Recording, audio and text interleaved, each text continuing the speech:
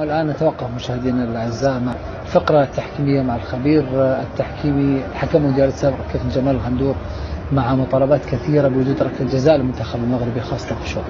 كابتن جمال. كل التحية لكم وللسادة المشاهدين. مباراة نصف النهائي الثاني التي جمعت فرنسا مع المغرب وأدارها الحكم المكسيكي سيزار راموس. المباراة الرابعة لهذا الحكم. هناك حالتان في منتهى الأهمية لهما تأثير كبير جدا في نتيجة المباراة، حالتي حدثتا في الشوط الأول. تعالوا مع بعض نشوف الحالة الأولى ونشوف القرار اللي اتخذوا الحكم في هذه الحالة. نشوف مع بعض الحكم بيحتسب ركلة حرة ضد الفريق المغربي وينذر اللاعب المغربي.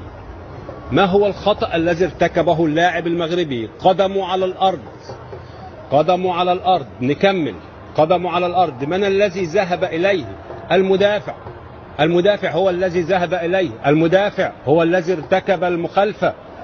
إذن هذه مخالفة على مدافع داخل منطقة جزاءه، لم تحتسب ركلة جزاء بهذا الوضوح، لم تحتسب ركلة جزاء، ولكن احتسبت مخالفة على المهاجم. ارتكب المخالفة بساقه بالجزء الأعلى من الساق. من الذي ارتكب المخالفة بوضوح؟ ركلة جزاء لم تحتسب للمغرب. طيب، حالة تانية في نفس الشوط وفي نهاية الشوط الأول، وهنشوف مع بعض أيضا مخالفة. شوف مع بعض ركلة ثابتة وهناك سقوط للاعبين، انتهت باحتساب مخالفة في وسط الملعب واحتجاج كبير من لاعبي الفريق المغربي. نشوف مع بعض المسك من أكتر من مكان، لكن هنركز على اللاعب اللي قدامنا دلوقتي. هما الاثنين في نفس الحيز، ومن طرف واحد، بمعنى انه مفيش لاعب مغربي بيمسك فانيلا.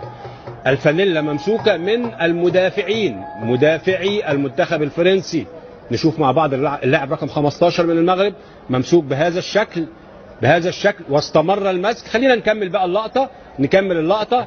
استمر المسك واستمر تكتيف اللاعب حتى سقط على الارض. وشفنا في مباريات كثيرة في البطولة ركلات جزاء للمسك داخل منطقة الجزاء لم تم احتسابها. هنا لم يتدخل حكم الفار، لم تحتسب ركلة جزاء.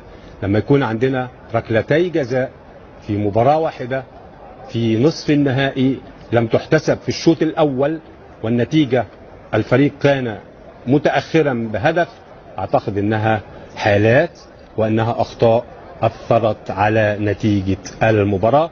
هارد لك للمغرب ونتمنى لهم التوفيق في المباريات القادمة.